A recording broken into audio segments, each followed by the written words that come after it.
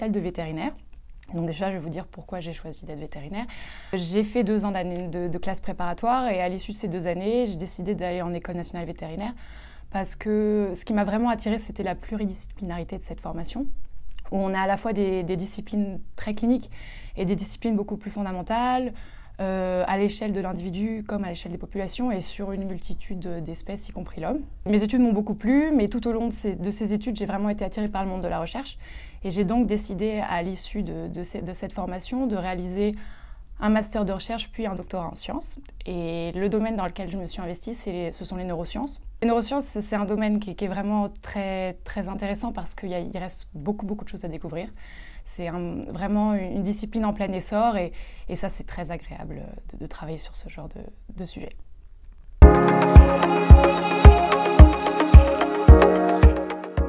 Mon projet de thèse, il se focalise sur la maladie qui est le sepsis. Alors, qu'est-ce que le sepsis? Le sepsis, c'est un syndrome qui se caractérise par une infection, quelle qu'elle soit, qui se généralise et qui entraîne une réponse immunitaire très forte, si forte qu'elle devient complètement généralisée et délétère à la fin pour l'organisme. Et ça, c'est un modèle, c'est une maladie vraiment d'une importance médicale majeure puisqu'elle touche 50 millions de personnes par an dans le monde et ça représente la première cause de mortalité à l'hôpital en France. Donc, ces dernières années, avec le progrès des techniques de réanimation, on a de moins en moins de personnes qui décèdent du choc septique. Et on s'est intéressé au devenir à long terme de ces patients et on se rend compte qu'ils développent de nombreuses séquelles, en fait, dans les mois, années qui suivent leur hospitalisation. Et les séquelles sur lesquelles moi je me suis focalisée, ce sont les séquelles d'ordre psychiatrique, avec une triade de syndromes, de dépression, d'anxiété et de syndrome de stress post-traumatique qui sont déclarés chez ces patients. Des troubles très sévères parce qu'on a une forte augmentation du taux de suicide chez ces patients-là. Ce dont on s'est également rendu compte, c'est que les patients, lorsqu'ils étaient en sepsis, vraiment lors de la phase aiguë de la maladie, ils présentaient une très forte activation neuronale dans plein de régions du cerveau, un panel de régions du cerveau.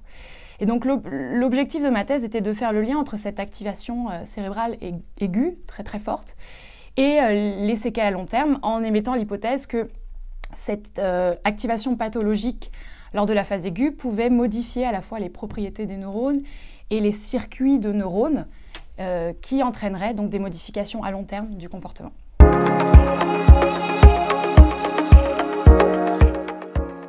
La bourse, pour moi, c'est vraiment un honneur, c'est très gratifiant. Merci beaucoup. Je tenais à remercier le groupe Pasteur Mutualité et le Fonds de dotation William pour cette bourse. Alors, c'est vrai que la science, enfin, dans nos travaux de recherche, on est parfois un petit peu isolés. Donc, c'est toujours très gratifiant d'avoir un peu de reconnaissance de ses pairs. Et après, qu'est-ce qu'elle représente pour moi, cette bourse? Ça a été une période un petit peu particulière avec la pandémie qu'on vient de traverser. Et donc, plein de choses que normalement on fait en tant qu'étudiant en thèse, donc d'aller faire des congrès, de visiter des laboratoires à l'étranger, de rencontrer d'autres chercheurs. C'est quelque chose qui a été un petit peu stoppé. Et donc j'ai un peu de retard à rattraper. Et donc cette bourse va me permettre d'assister à des congrès, de voyager éventuellement aussi pour la suite de ma carrière et peut-être aller voir d'autres labos pour continuer en postdoc.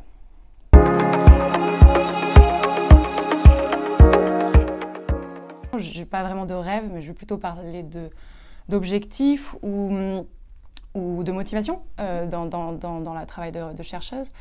J'ai eu la chance de travailler à l'Institut Pasteur entre à la fois des chercheurs qui sont des neuroscientifiques, qui sont vraiment en recherche fondamentale, et également des équipes de médecins-chercheurs, mais qui sont beaucoup plus exposés aux patients tous les jours à l'hôpital. Et ça, c'est vraiment quelque chose qui m'a énormément plu dans mon projet. Et donc, si j'avais un rêve, moi, c'est de pouvoir, même si la science est un monde très compétitif, il y a un aspect qui est très agréable de collaboration entre différentes disciplines, entre différents corps de métier, entre différents pays, pour aboutir à un progrès scientifique, à un progrès médical. Et même si ce n'est pas toujours facile, je trouve que c'est vraiment quelque chose qui est très agréable et vers lequel j'aimerais pouvoir tendre et continuer à travailler dans ces conditions-là.